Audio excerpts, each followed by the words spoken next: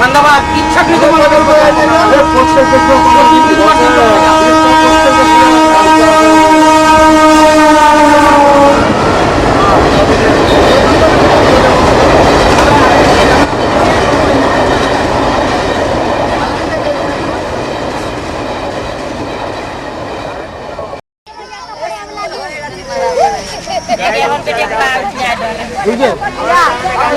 গাড়ি ঢুকে গেল अल्लाह करिए मैं खींचो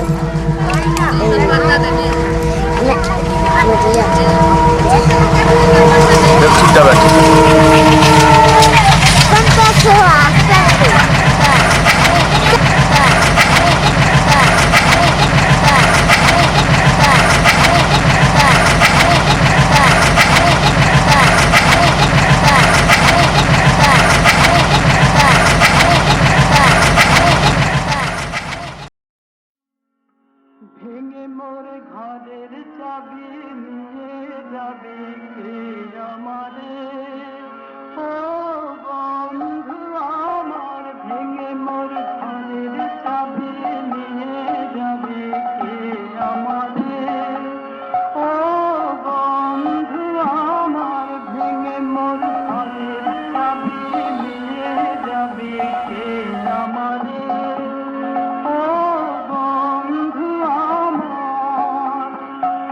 না পেয়ে তোমার দেখা একা একা দিন যে আমার কাটে না রে ভেঙে মোর ঘরের চাবি নিয়ে যাবে আমাদের ও বন্ধু আমার ভেঙে মোর ঘরের চাবি নিয়ে যাবে আমাদের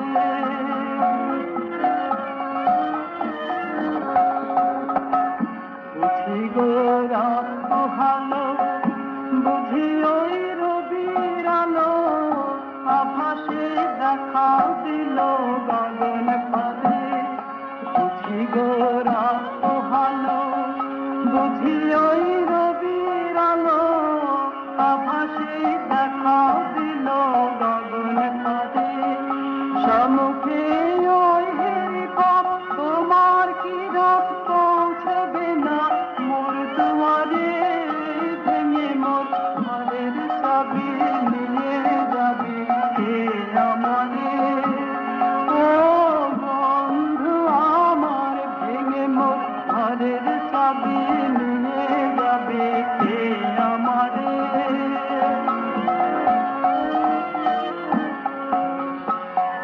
আকাশের যত তারা সেই রয় নিমেষারা বসে রয় রাত প্রভাতের পথের ধারে আকাশের যত তারা সেই রয় নিমেষারা বসে রয় রাত প্রভাতের পথের ধারে তোমারই দেখা পেলে সকল ফেলে ডুবতে আলো পারাবারে ভেঙে মোর ঘরের চাবি নিয়ে যাবে আমারে ও বন্ধু আমার ভেঙে মোর ঘরের চাবি নিয়ে যাবে আমারে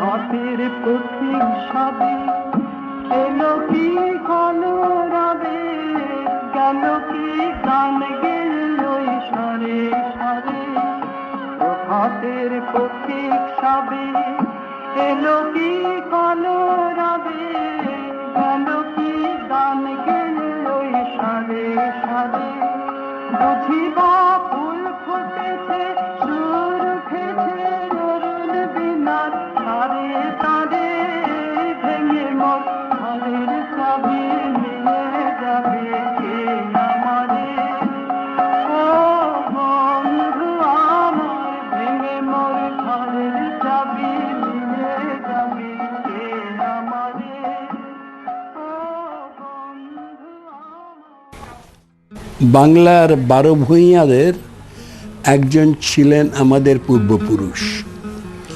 নবাব তাকে রাজা উপাধিতে সম্মানিত করেন। বরিশালের রায়েরকাঠি গ্রামে তাদের প্রাসাদের ভগ্নাবশেষ এখনো বিলুপ্ত হয়নি। কিন্তু রায়চৌধুরী বংশের সন্তান আমার বাবা উপেন্দ্রনাথ জমিদারির মায়া ত্যাগ করে জ্ঞান চর্চার উদ্দেশ্যে প্রথম যৌবনেই কলকাতায় চলে আসেন। তার আদর্শ ছিলেন ঈশ্বরচন্দ্র বিদ্যাসাগর। তিনি নিজে বিদ্যাভূষণ শাস্ত্রী উপাধি অর্জন করে দীর্ঘ জীবন কাটান অধ্যাপনা, জ্ঞানের অন্বেষণ এবং বিতরণের সাধনায়। আমার জীবনে তার প্রভাব খুব গভীর। তাকে দেখে শিখি বৃত্ত প্রভাব প্রতিপত্তির চাইতে জ্ঞানের সাধনা কত বেশি মূল্যবান, সুফলপ্রসূ, আত্মবিকাশের সহায়ক। স্কুল, কলেজ, বিশ্ববিদ্যালয়ের তুলনায় অনেক বেশি সাহায্য পেয়েছি নানা দেশের গ্রন্থাগার থেকে, সাহিত্য পরিষদ থেকে ইম্পেরিয়াল লাইব্রেরি, ব্রিটিশ মিউজিয়াম থেকে Bibliotheque National, Library of the Congress.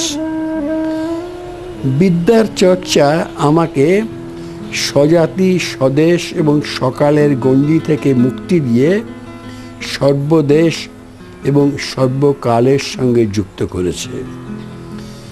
আমার বিশ্ব নাগরিক মানবিকতার একটি উৎস নানা দেশে ছড়ানো এইসব গ্রন্থাগার। আমাদের পরিবারে আর একজন, আমার ছর্দি গৌরী রানী, কিশোর বয়সে আমার কানে এক বীজ মন্ত্র দিয়েছিলেন যা আমার বিকাশে গভীর প্রেরণা জুগিয়েছে। দিদি বলেছিলেন, নিজের বিচার বুদ্ধি বিবেক দিয়ে যা উচিত করবি, কোনো ভয়ে বা লোভে তাতে কখনো পিছিয়ে আসবি না।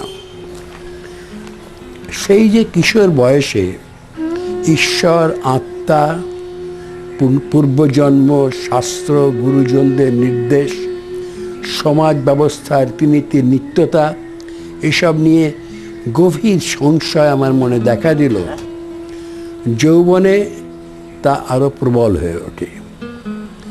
আর সমাজে যারা নিচু তলার স্ত্রী পুরুষ, তাদের প্রতি গভীর মমতা গড়ে ওঠে। এই সময় আমার ব্যক্তিত্বের বিকাশে যেসব মনীষীর রচনা আমাকে পুষ্টি জুগিয়েছিল, তাদের ভেতরে তিনজনের নাম বিশেষ করে উল্লেখ করি। কার্ল মার্কস উদ্ঘাটিত করলেন শোষণ এবং শাসনের স্বরূপ, যোগালেন শোষণ ব্যবস্থার বিরুদ্ধে সংগ্রামের প্রেরণা। প্রচলিত ধ্যান ধারণাকে যুক্তি, বিচার আর অভিজ্ঞতার কোষ্ঠী পাথরে যাচাই করবার প্রবণতাকে প্রবল করে তোলেন বার্ট্রান্ড রাসেল। পরবর্তীকালে তার সঙ্গে সাক্ষাৎ হয়েছিল, দীর্ঘ আলোচনা এবং পত্র বিনিময়ের সৌভাগ্য হয়। আর মনের যে বিরাট অংশকে অতি নৈতিকতার পুলিশি পাহারায় অবচেতনের অন্ধকারে ডুবিয়ে রাখাই ব্যাপক ব্যবস্থা করে সমাজ দাঁড় করিয়েছে, তা থেকে মুক্ত হওয়ার আগ্রহ জাগিয়ে তোলেন সিগমুন্ড ফ্রয়েড। সে সময় খাতার পর খাতা ভরে উঠেছে এই তিনজনের লেখা পড়ে আমার ভাবনার ফসলে।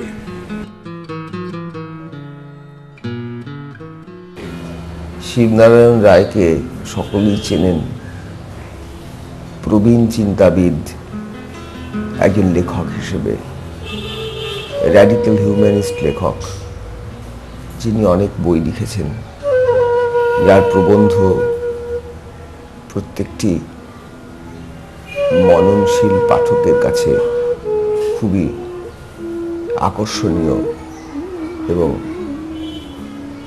সত্যিকারের পাঠ্যবস্তু। শিবনারায়ণ রায় বিভিন্ন সামাজিক অনাচারের ক্ষেত্রে সবসময় প্রতিবাদী ভূমিকা নিয়েছেন। এবং সবই তার ভেতর দিয়ে। কিন্তু আপনারা হয়তো তার আরেকটি পরিচয় জানেন না, যে পরিচয় আমি জানি। অনেকেই হয়তো তার আরেকটি পরিচয় জানেন না, যে পরিচয় আমি জানি। সেটা হলো যে কবিতা প্রেমিক শিবনারায়ণ রায়। আমার নিজের জীবনে এর একটি খুব বড় পরিচয় আমি বহন করে চলেছি। রায় জিজ্ঞাসা নামে একটি বিখ্যাত পত্রিকা সম্পাদনা করতেন।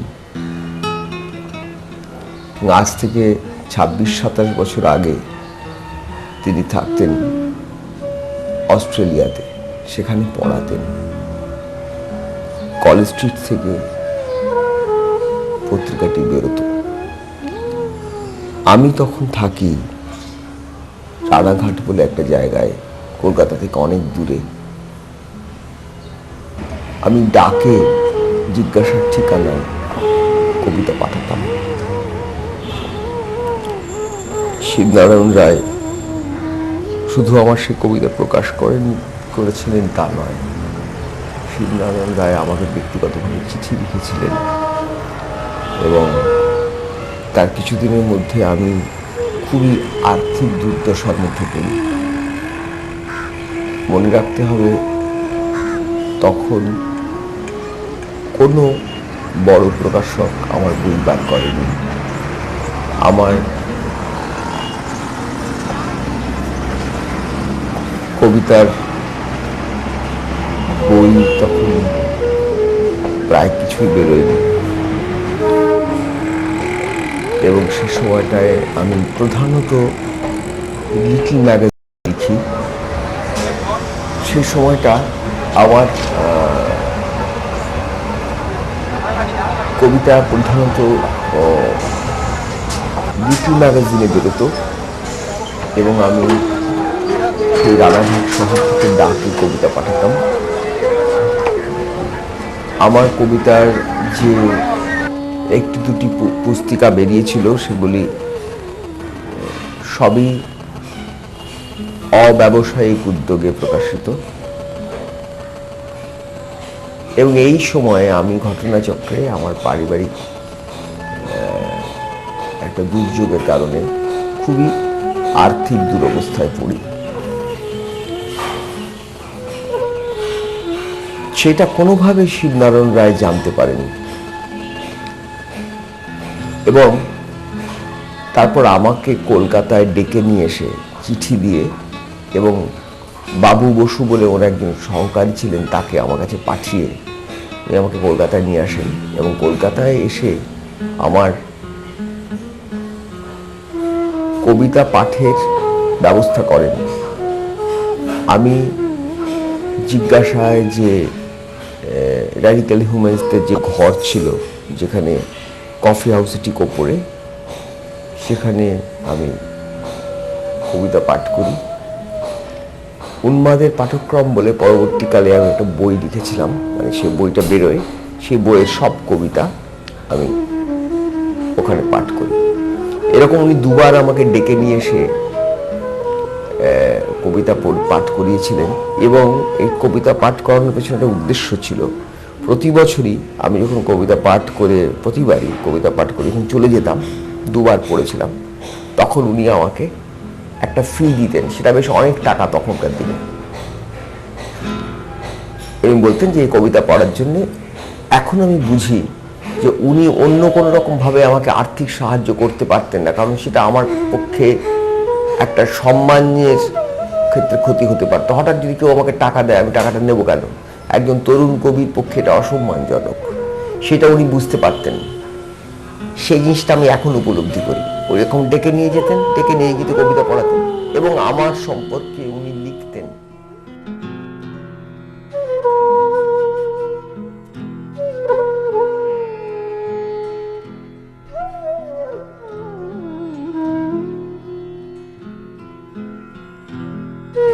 তার কিছু কিছু ছাপ রয়ে গেছে।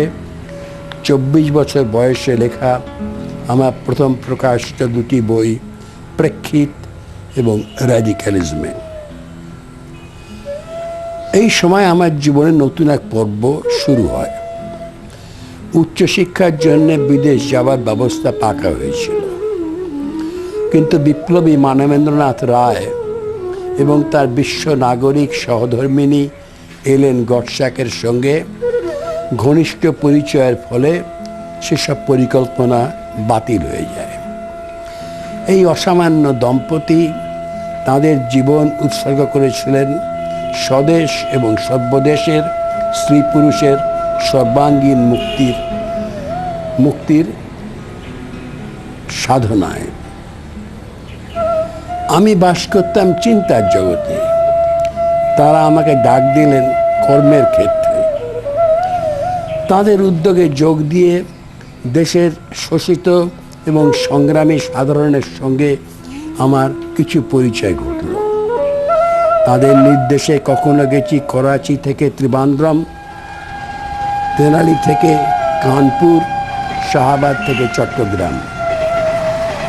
মিশেছি কিষাণ মজুদদের সঙ্গে, যুক্ত হয়েছি সমাজ রূপান্তরের নানা আন্দোলনে। আমার ব্যক্তিতা এবং জীবন দর্শনের বিকাশে তাদের দুজনেরই দান সুগভীর। বয়সের ব্যবধানকে অগ্রাহ্য করে তারা আমাকে বন্ধুত্বের সম্মান দিয়েছিলেন। তার কিছুটা পরিচয় মিলবে এলেন গডস্যাকের সঙ্গে আমার লেখা the world R a village এবং মানবেন্দ্রের সঙ্গে আমার 1000 পৃষ্ঠা ব্যাপী গবেষণা গ্রন্থ ইন ফ্রিডমস কোয়েস্ট বই দুটিতে। অভিজ্ঞতা, বিচার বুদ্ধি এবং বিবেকের সমন্বয়ে র্যাডিক্যাল হিউম্যানিজম নামে যে জীবন দর্শনে সে সময় আমরা পৌঁছেছিলাম, মানবেন্দ্র ছিলেন তার মুখ্য প্রবক্তা। কিন্তু এই দর্শনের মূল সত্যগুলি ব্যাখ্যা করে এলেন আর আমি যুক্তভাবে ইন ম্যানস ওন ইমেজ নামে একটা বই লিখি। আমরা দুজনে পরিকল্পনা করেছিলাম the world of our dream নামে একটি বই লিখবার, কিন্তু শেষ পর্যন্ত তা হয়ে ওঠেনি। আমি ফরাসি শিখেছিলাম, এলেন আমাকে জার্মান ভাষা এবং সাহিত্য শেখায় উৎসাহিত করলেন। তার কাছে শিখলাম উদ্যানবিদ্যা এবং ইউরোপীয় সঙ্গীত সম্বন্ধেও কিছু কিছু ধারণা।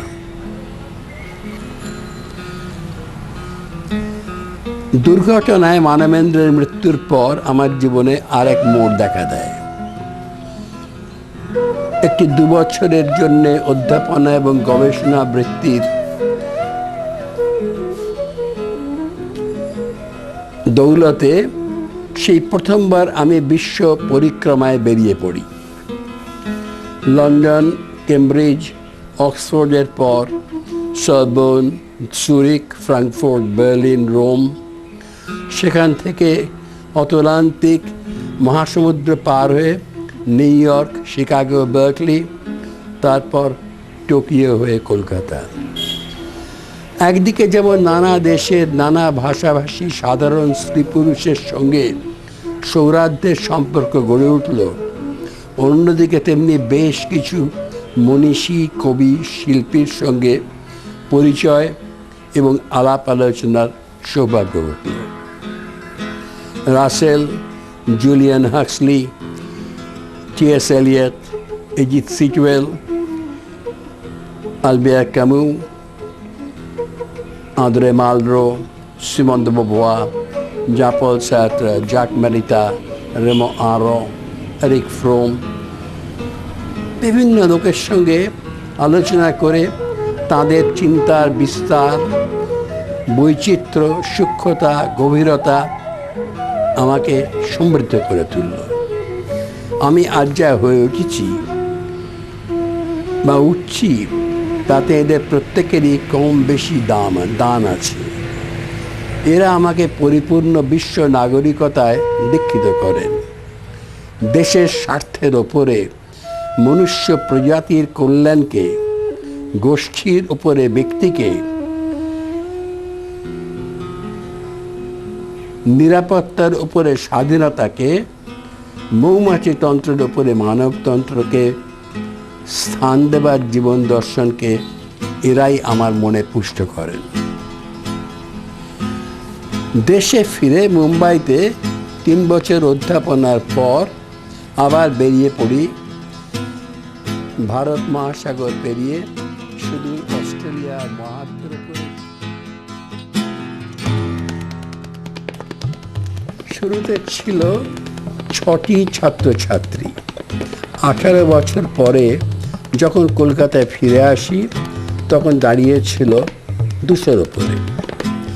জার্মান, ফ্রেঞ্চ, হাঙ্গেরিয়ান, রাশিয়ান, ফরাসি, গ্রিক, কত বিচিত্র পটভূমি থেকে কত এইসব তরুণ তরুণী, তারা হয়ে উঠল আমার আত্মীয় পরিবার। বিশ্ববিদ্যালয়ের পাঠ্যক্রমে এবং স্নাতকোত্তর উপাধির জন্য তাদের পঠন পাঠন এবং চর্চার বিষয় ছিল ভারতের ইতিহাস, শিল্পকলা, দর্শন, সমাজ সংগঠন, ভাষা এবং সাহিত্য।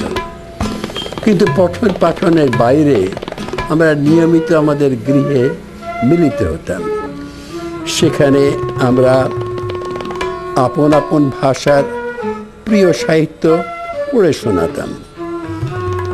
বিষয় বিচিত্র, বিচিত্র বাক প্রতিমা, বিচিত্র ধ্বনি, ধ্বনির বুনট।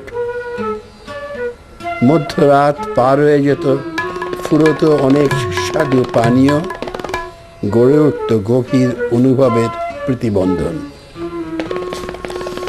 মেলবোর্নে গরমের ছুটিতে ভিন দেশের বিশ্ববিদ্যালয় থেকে আমন্ত্রণ গ্রহণ করা চলত।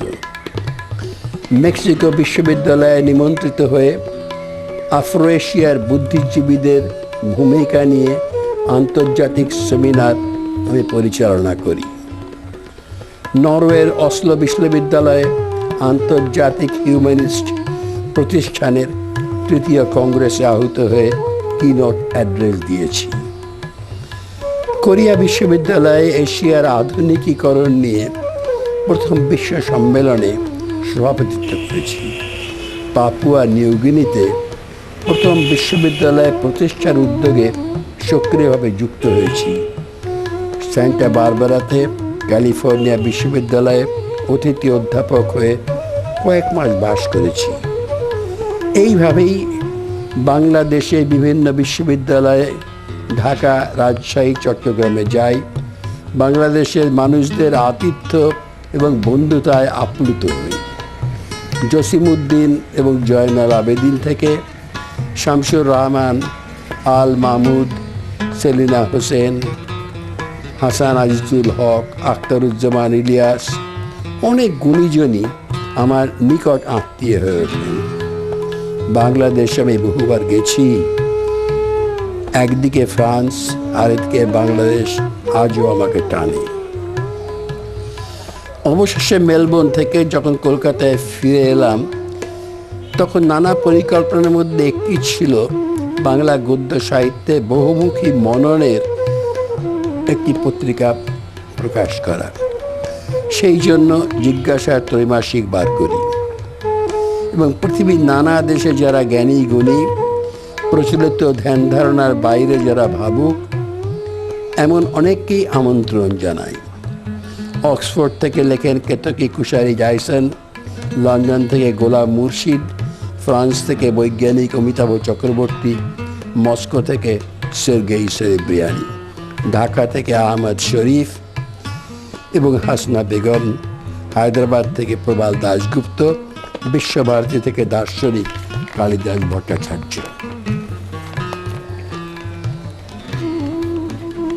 পুনা থেকে রাজলক্ষ্মী দেবী, হুবার্ট থেকে অসীম রায়। আর যেহেতু বাংলার শ্রেষ্ঠ প্রকাশ তার কবিতায়, জিজ্ঞাসায় বিশেষ স্থান রাখি কবিতার জন্য। শুধু শক্তি চট্টোপাধ্যায়, শঙ্খ ঘোষ বা শামসুর রহমানের মতো প্রসিদ্ধ জন নন, তরুণ, অখ্যাত, স্বল্পখ্যাত কবিরাও সেখানে বিশেষভাবে স্বাগত ছিল। মহা উৎসাহে আবিষ্কার করি জয় গোস্বামী, অনুরাধা মহাপাত্র, মল্লিকা সেনগুপ্তের মতো প্রতিভাধারী তরুণ কবিদের। একটা সময় মুখ্যত ইংরেজিতেই লিখতাম। এবার আমার স্রোত বিরোধী ভাবনাকে উপযোগী এবং বলিষ্ঠ বাংলায় লেখার সাধনা শুরু হয়। কলকাতায় যখনই এসেছি, দেখা হয়েছে আপনার সঙ্গে, বিশেষ করে মানে ওইসব দিনের কথা কখনোই ভুলবো না, যখন আমার বিরুদ্ধে ফতোয়া জারি হয়েছে, মৌলবাদীরা মাথার দাম ঘোষণা করেছে, বা আমাকে দেশ থেকে বেরিয়ে আসতে হয়েছে। যে আমার লেখালেখির জন্য সে পুরুষতান্ত্রিক সমাজ, ধর্মান্ধ কুসংস্কারাচ্ছন্ন সমাজ সবসময় আমাকে হত্যা করতে চেয়েছে, আমাকে নানাভাবে অপদস্থ করেছে। তখন আপনি ছিলেন আমার পাশে সবসময়। সে আপনি যেখানেই থাকুন না কেন, সবসময় শিবদা আমার পক্ষে কথা বলেছেন, অন্যায়ের বিপক্ষে কলম ধরেছেন। তো এরকম একজন বড় মানববাদে বিশ্বাসী, মানবতায় বিশ্বাসী মানুষের সমর্থন আমার জন্য খুব খুব বড় ব্যাপার। এই জন্যে, কারণ কবি, সাহিত্যিক, বুদ্ধিজীবী অনেকেই যখন ভয়ে চুপ করে থাকেন, কারণ মৌলবাদীদের বিরুদ্ধে কথা বলা বা সরকারের বিরুদ্ধে কথা বলা বা এই যে পুরুষতান্ত্রিক সমাজ, এর বিরুদ্ধে কথা বলা তো খুব সহজ কথা নয়। কিন্তু সবসময় আমার পাশে দাঁড়িয়ে শিবদা ওদের বিরুদ্ধে বলেছেন, নারীর অধিকারের পক্ষে বলেছেন, মানবতার পক্ষে বলেছেন, মানবাধিকারের পক্ষে বলেছেন। শিবদার পাশে থাকা সবসময় আমাকে খুব প্রেরণা দিয়েছে। যখন আমি খুব ভেঙে পড়ি, যখন খুব হতাশ হই চারদিকের অবস্থা দেখে, তখন শিবদার সমর্থন, সহযোগিতা, সহমর্মিতা আমাকে অনেক শক্তি দিয়েছে, সাহস দিয়েছে। আর আমি যখন সেই 12 বছর সেই নির্বাসনে কাটিয়েছি ইউরোপে, তখন যেহেতু আমি এই ভারতীয় উপমহাদেশে নেই, বাংলাদেশে নেই, ভারতে নেই, আমার অনুপস্থিতিটায় অনেককে হয়তো আমাকে ভুলিয়ে দিয়েছিল যে আমি যে আছি কোথাও।